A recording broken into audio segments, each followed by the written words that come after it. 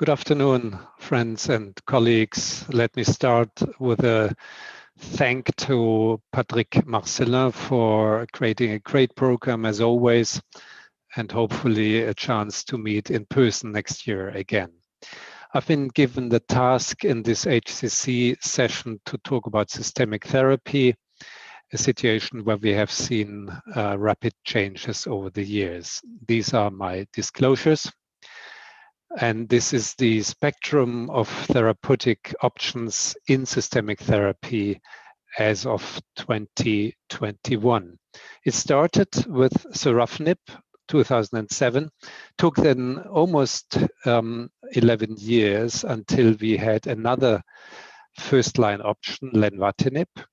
And then it was indeed getting rather crowded in first line. And in second line, we now have many options, and I'm going to address those in detail today.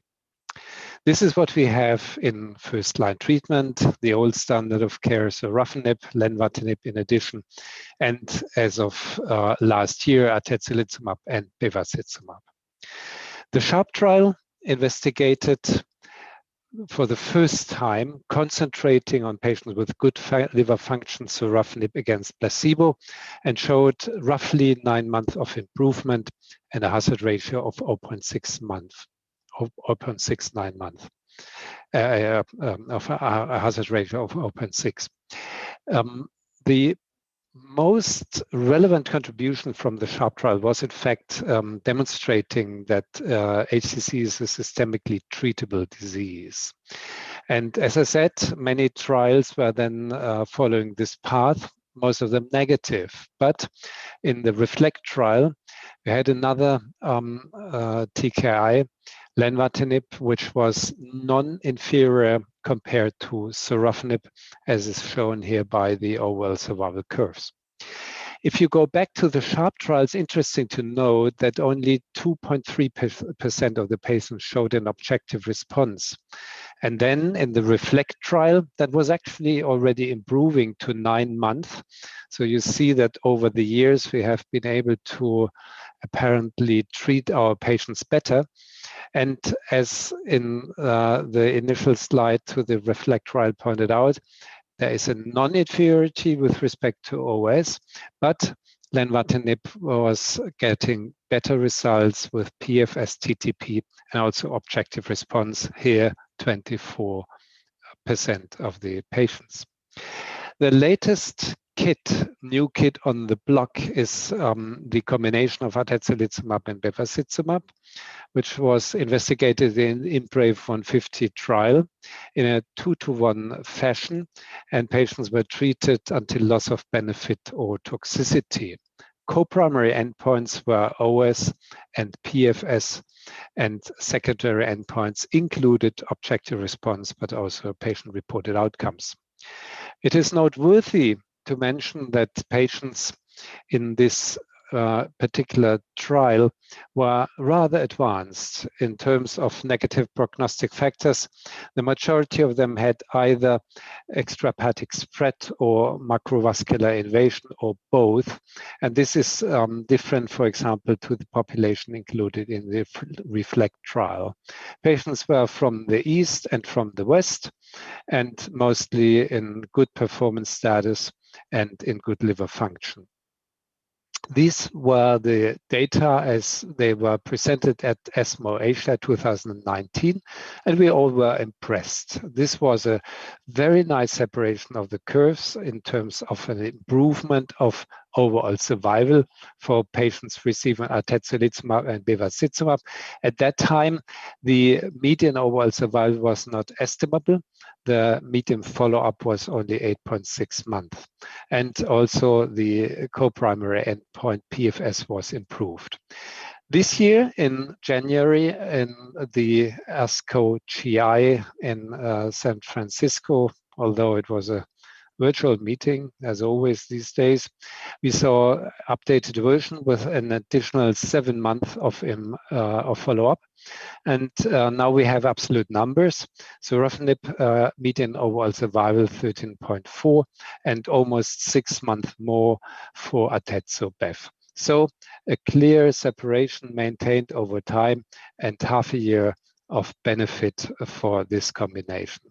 And likewise, the patient, the progression-free survival data were also improved and confirmed in comparison to the initial analysis. What we also were able to see, and that has improved by the updated analysis compared to the initial one, is an objective response, meaning complete responses and partial responses. Overall, 30% of our patients show objective responses, and those who do show objective responses have a long duration of response. This is quite remarkable. In terms of safety, there were no unexpected signals. If you compare Atezolizumab and Sorafenib, numerically, you see that all grade AEs are basically appearing in almost all patients.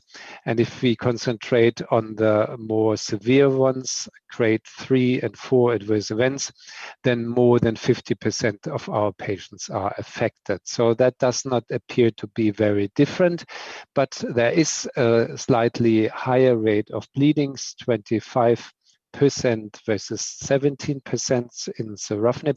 But what is reassuring is that these bleeding events basically are the result of minor bleeds, such as epistaxis. So no major concern, fortunately.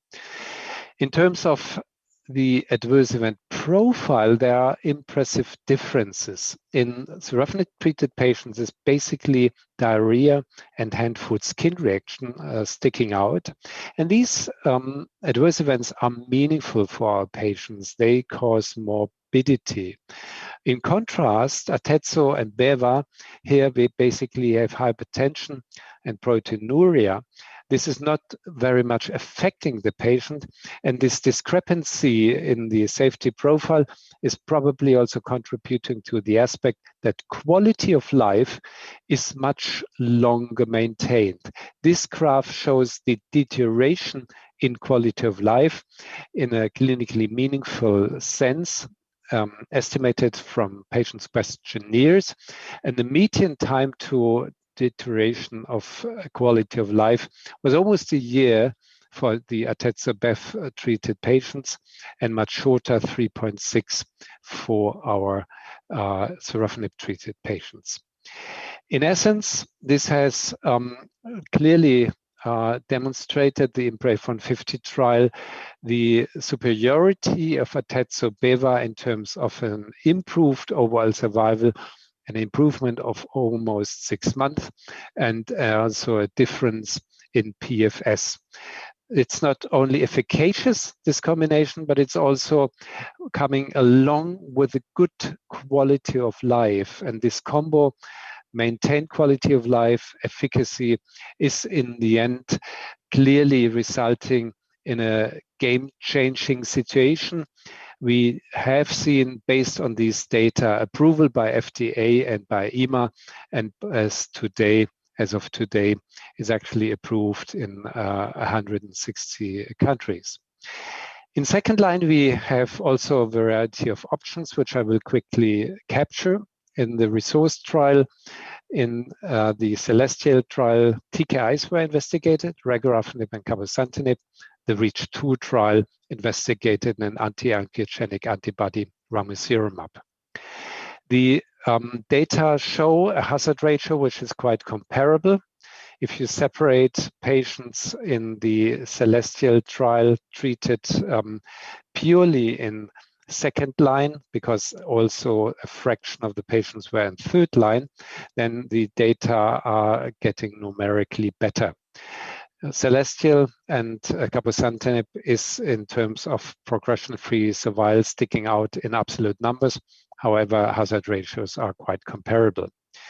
In terms of safety profile, TKIs are quite comparable and have, in terms of grade 3 or higher adverse events, 67-68% of a patient. Ramucirumab is here a bit better, and what is also noteworthy, the grade 3 or higher adverse events are here basically hypertension, not affecting much the patient. So this is probably the best tolerated second-line option, but it's only for patients with high AFP. We have, not in Europe, but in the US, also single agent immunotherapy with a response rate, objective response rate of 14. Nivolumab received accelerated approval, and likewise pembrolizumab received accelerated approval. But for both trials, it was actually not confirmed in phase 3 trials, but in view of these objective response data, FDA did not revoke the initially accelerated approvals. The last combination here is the combo of Nivo and Ipi, CTLA-4 and PD-1, also being tested in various combinations, and in particular the Nivo-1 Ipi-3 dose in arm A of the CheckMate 040 trial is now pursued further by the CheckMate 90W trial based on a doubling of objective response, now here in the range of 30%. Again, accelerated approval was granted by FDA. In summary, Mr. Chairman, dear Patrick, we have seen many approvals over the years. In Europe, Sorafenib, Lenvatinib, Regorafenib, Cabozantinib, Ramucirumab, and now Atezolizumab and Beva. And in addition, Nivo, Pembro, and Ipi-Nivo are approved by the FDA. That results in a shift in terms of first-line treatment. Atezolizumab and Beva is superior over Sorafenib, and therefore is now treatment of choice. We had a very well-defined second-line therapy after Sorafenib, which is not as well-defined for Lenvatinib and not defined at all for Atezolizumab, making these decisions complex. The most simple way to approach this is probably this one. We consider Atezolizumab and Beva as first-line option, and in the change of mode of action, it's recommendable that one continues with TKIs, but this is of course off label. And only in those patients where contraindications prevent treatment with Atezolizumab, the old standard of first-line therapy, Sorafenib and Lenvatinib, may be chosen, followed by defined Regorafenib, Cabozantinib, or Ramucirumab. Thank you very much for your attention.